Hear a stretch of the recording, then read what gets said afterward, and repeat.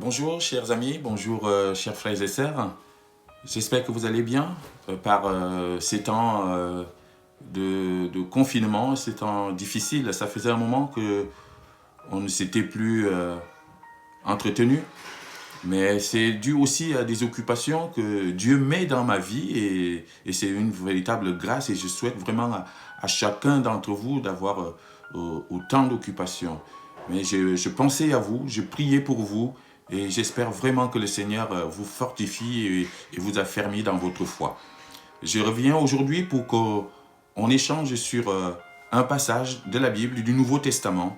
Donc l'évangile de Luc, nous lirons l'évangile de Luc, chapitre 17, du verset 11 au verset 19. Luc, chapitre 17, verset 11 à 19, et nous lirons dans la version du Semeur. Je lis avec vous. Alors qu'il se rendait à Jérusalem, Jésus longea la frontière entre la Samarie et la Galilée. À l'entrée d'un village, 10 lépreux vinrent à sa rencontre. Ils s'arrêtèrent à distance et se mirent à le supplier à haute voix.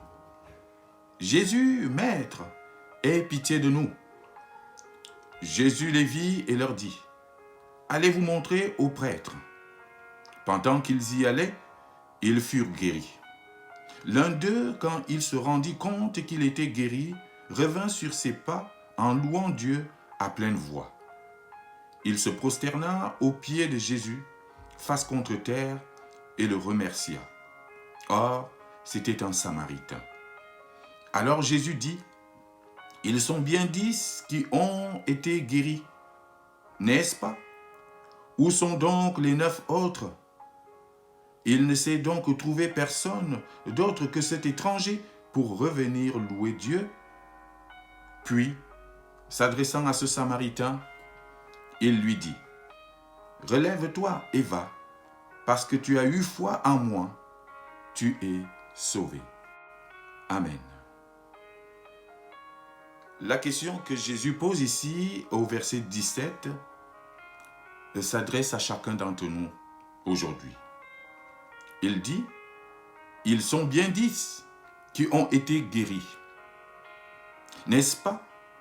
Où sont donc les 9 autres? » Il ne s'est donc trouvé personne d'autre que cet étranger pour revenir louer Dieu. Où sont donc les 9 autres? Ici, il s'agit de la reconnaissance et de l'ingratitude. Jésus, ici, la parole nous rapporte qu'il est en train de monter à Jérusalem et longeant la frontière entre la Galilée et la Samarie. C'est certainement le chemin qu'empruntaient aussi les pèlerins juifs qui montaient à Jérusalem pour assister à l'une de ces grandes fêtes et qu'ils avaient l'habitude de fêter. La fête de la Pâque, la fête de la moisson. Ces fêtes rituelles que les Juifs avaient l'habitude de célébrer. Et Jésus longe donc cette frontière entre la Samarie et la Galilée pour aller à Jérusalem, assister peut-être aussi à l'une de ces fêtes, comme c'était devenu son habitude. Et la parole nous rapporte ici, Luc nous rapporte ici, donc cette guérison miraculeuse que Jésus-Christ va accorder à ces 10 lépreux. Nous sommes dans une époque où la lèpre était synonyme d'impureté. Quand tu avais la lèpre, tu étais banni de la société, tu étais mis hors de la société et c'était une maladie qui était une maladie honteuse et qu'il était difficile de guérir et parfois même on n'en guérissait pas. Et voici donc que Jésus, en passant par cette frontière, rencontre ces 10 lépreux et qui le supplie de les guérir. Aie pitié de nous, ô fils de David. Aie pitié de nous. Ils ont besoin de guérison. Et ce que Jésus va faire ici est d'abord déconcertant parce que au lieu de les guérir directement comme il avait l'habitude de faire, avec par exemple l'aveugle Bartimée ou avec ce paralytique de Bethsaïda à qui il dit « Lève-toi et marche », Jésus non, il ne va pas le faire comme cela. Il va renvoyer plutôt ces lépreux vers le prêtre. Pourquoi? Parce que justement nous sommes dans une époque où les prêtres avaient encore la possibilité, par un certain nombre de rituels, de pouvoir peut-être guérir cette maladie, de peut-être rendre purs ceux-là qui étaient considérés comme impurs. Et voilà donc pourquoi Jésus les envoie d'abord vers le prêtre. Il leur dit, allez donc vous montrer au prêtre. Parce que c'était cela la coutume. Les lépreux pouvaient aller dans le temple. Et selon un certain nombre de rituels, il fallait qu'au bout d'un certain temps, oui, le prêtre vienne les guérir et les rendre ces tâches pures. Jésus les renvoie là-bas. On peut se demander pourquoi Jésus fait cet acte. Pourquoi il ne les guérit pas tout de suite. Mais on va se rendre compte que pendant qu'ils sont en chemin, pendant qu'ils sont en train d'aller vers le temple, pendant qu'ils sont en train de se diriger vers ces prêtres, au milieu de la route, la parole nous dit qu'ils sont subitement guéris, miraculeusement guéris. Et cette guérison, nous nous rendons bien compte qu'elle ne peut venir que de Jésus-Christ. Jésus les guérit alors même qu'ils ne sont pas encore arrivés au temple. Une façon de leur dire, vous n'avez pas besoin de prêtre pour votre guérison. Parce que moi, je suis le grand prêtre. Je suis le grand prêtre qu'il vous faut. C'est moi qui guéris. Et alors ils sont guéris avant même d'arriver au temple. Et ce qui va se passer ici, c'est qu'ils étaient 10. Et parmi les 10 lépreux, il y a un seul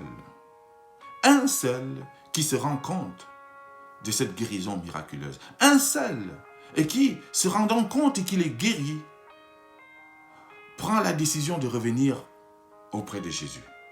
Et la parole nous dit, l'un d'eux, quand il se rendit compte qu'il était guéri, revint sur ses pas en louant Dieu à pleine voix. C'est le verset 15. Il se rend compte qu'il est guéri, il revient sur ses pas en louant Dieu à pleine voix. Et au verset 16, il nous est dit qu'il se prosterna aux pieds de Jésus, face contre terre, et le remercia. Ah, c'était un Samaritain. Et ces paroles sont remplies de profondeur, chers frères et sœurs. Ils étaient 10, un seul revient remercier le Seigneur.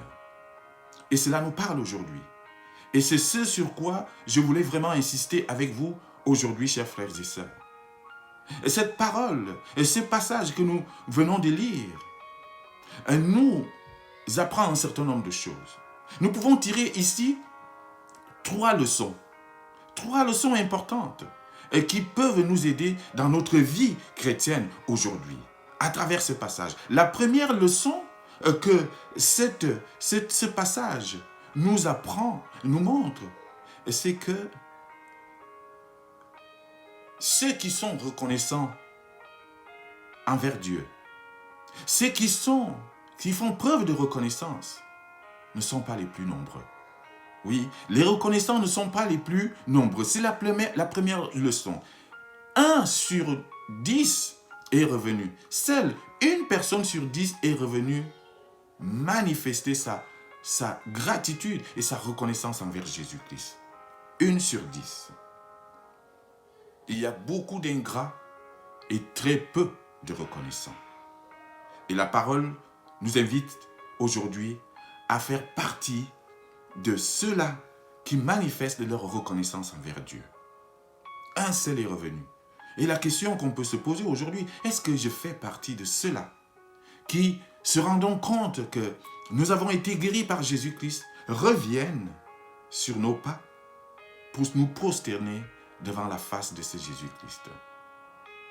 Chers frères et sœurs, apprenons à faire partie de ceux qui sont reconnaissants envers Jésus-Christ.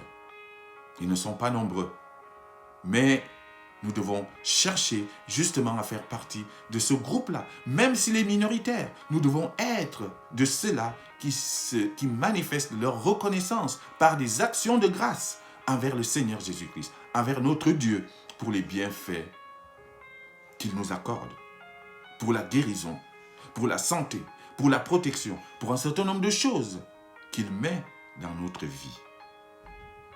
Très peu sont reconnaissants, mais beaucoup sont ingrats. Et nous les voyons dans ce monde aujourd'hui. Alors aujourd'hui, s'il y a un premier enseignement à retenir de ce passage, c'est que tu dois faire partie de ceux qui font preuve de reconnaissance envers le Seigneur Jésus-Christ. C'est la première leçon. Le deuxième enseignement de ce passage consiste à dire que oui, nous, les reconnaissants ne sont pas toujours ceux qu'on croit. Ceux qui sont reconnaissants ne sont pas toujours les personnes dont on s'attend à ce que, justement, elles fassent preuve de reconnaissance. Les reconnaissants ici, ceux qui font preuve de reconnaissance ici, ne sont pas toujours ceux dont on peut attendre cette reconnaissance naturellement. Regardez ce qui se passe ici. Celui qui revient vers Jésus, il est un étranger, c'est un Samaritain. La parole dit, or, c'était un Samaritain. C'était un Samaritain. Les Samaritains, c'était ce peuple qui a été installé de force dans la région du nord d'Israël et qui a été imposé par le roi d'Assyrie. Lorsqu'il a envahi cette partie d'Israël, il a ramené les Assyriens, il les a installés de force en lieu et place des autochtones, en lieu et place des natifs de cette région, en lieu et place des Juifs qui habitaient cette région. C'est donc des étrangers qui habitent cette région de la Samarie.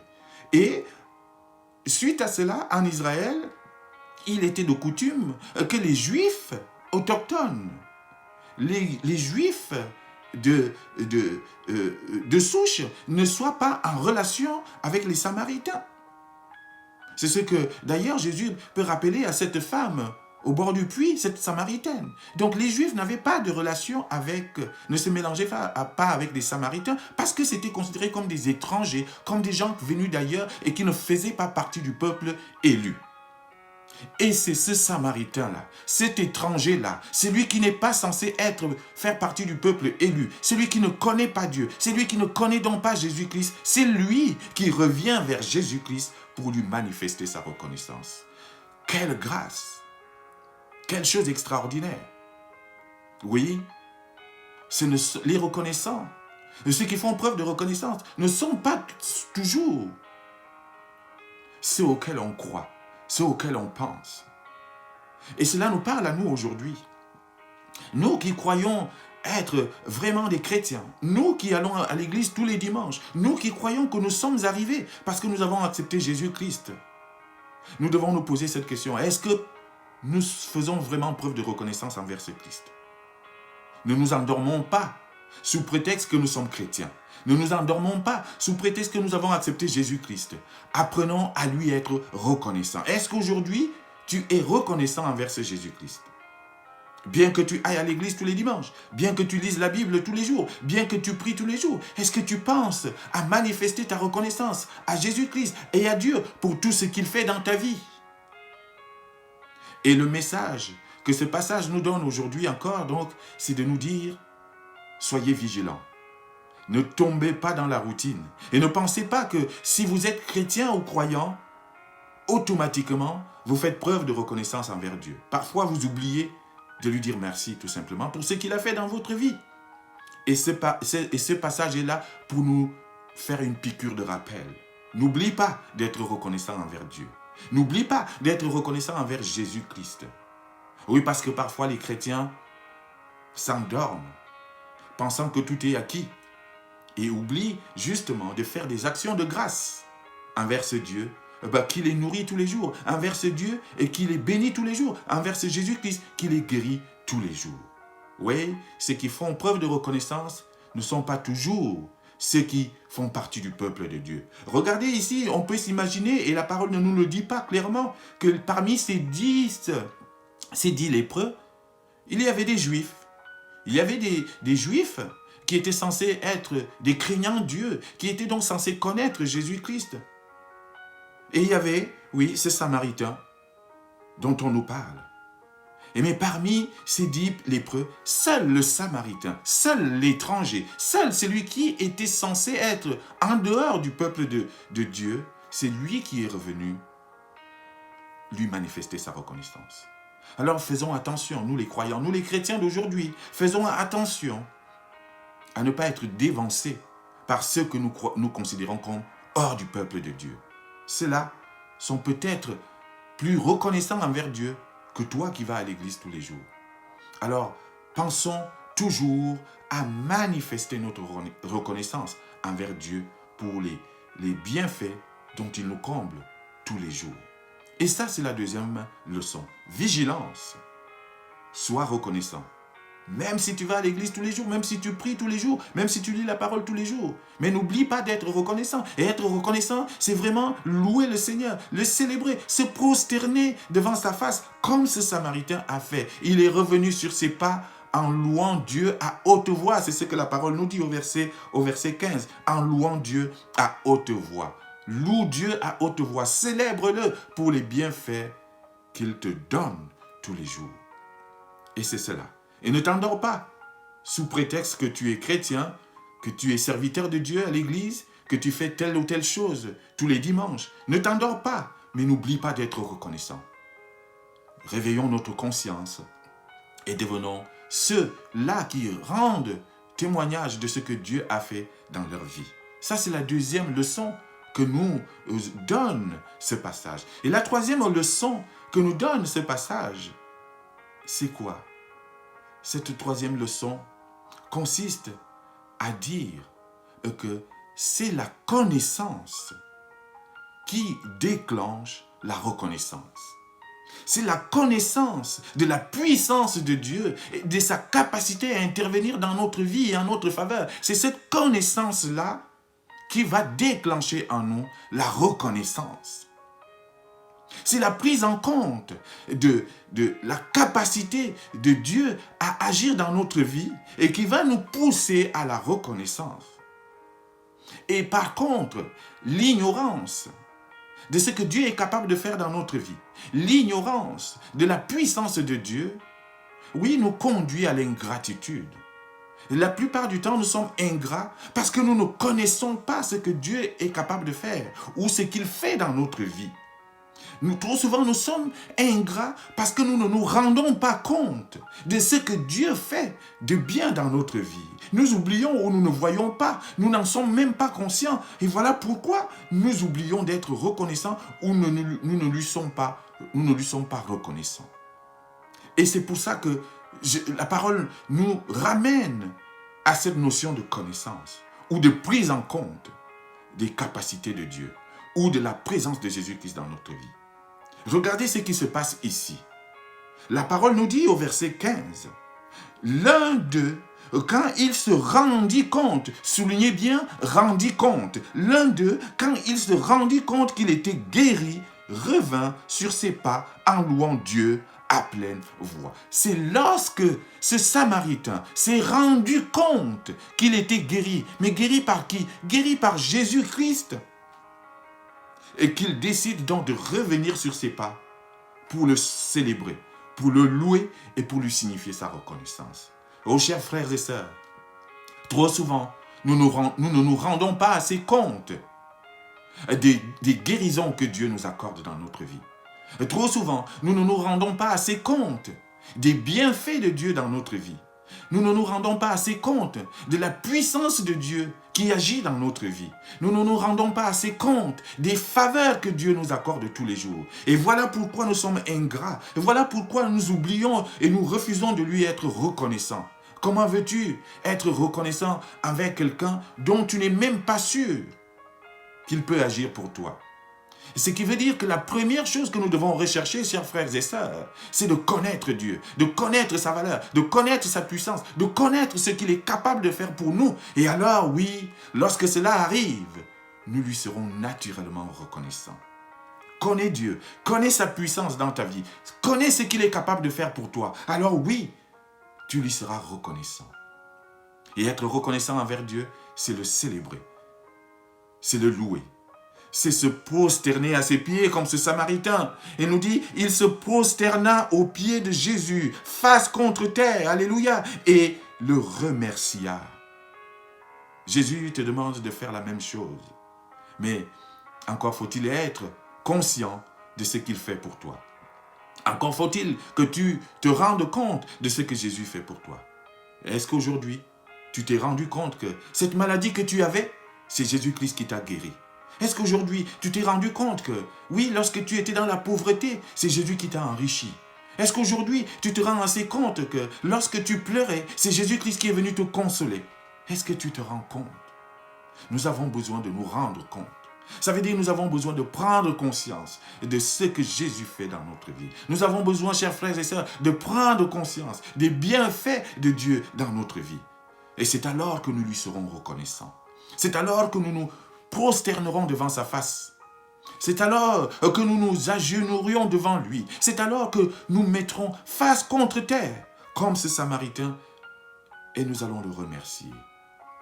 Alors je prie le Seigneur qu'il nous accorde vraiment de nous rendre compte de ce qu'il fait dans notre vie. C'est cela le nœud du problème. C'est cela la vraie question. Est-ce qu'aujourd'hui, je me rends assez compte de ce que Dieu fait dans ma vie pour pouvoir lui être reconnaissant? Parce que pour être reconnaissant envers ce Dieu, nous devons d'abord reconnaître que ce Dieu est capable d'agir favorablement dans notre vie. Pour lui être reconnaissant, nous devons d'abord être capables de savoir que ce Dieu peut nous guérir, que Jésus-Christ nous guérit de toutes sortes de maladies. Nous devons d'abord savoir cela. Donc la première chose ici, c'est la connaissance de la parole de Dieu, la connaissance de sa volonté, la connaissance de sa puissance.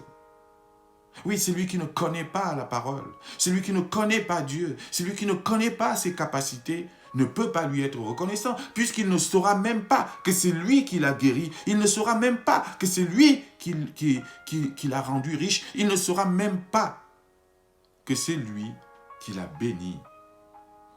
Alors, prions véritablement pour que Dieu nous permette, nous donne la possibilité de prendre assez conscience de ses bienfaits dans notre vie.